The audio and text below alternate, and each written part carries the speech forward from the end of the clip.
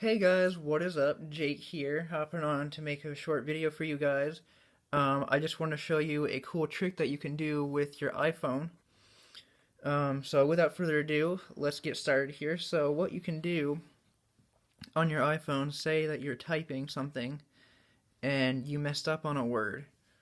Well, without having to delete the word entirely, what you can do is you can hold your finger on the space bar for a couple seconds, and then your cursor shows up, and if you drag your finger across the space bar, you can actually move your cursor into anywhere, any part of the word that you want, and you can go back and correct it. And you can just press the delete button without having to delete the word entirely. So you can just take your finger on the space bar and move it wherever. So you just hold your finger down for a couple of seconds and your cursor appears, and you just drag your finger across the cursor.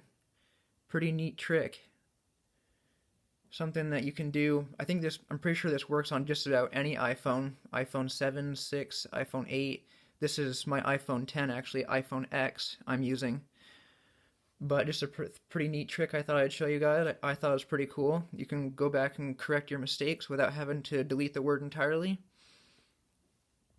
And another thing that you can do, which I'm sure a lot of people know how to do, is you can take a screenshot of your screen by pressing the lock button. For me, for my iPhone X, you press the lock button and you press the volume up button,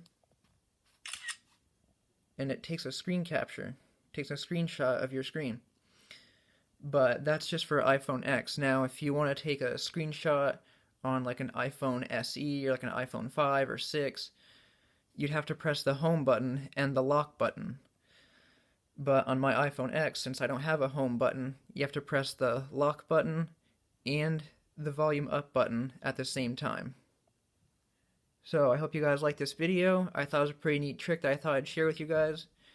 If you like this video, press the like button. If you like my channel, press the subscribe button so you can get the newest updates, the newest videos that I come out with.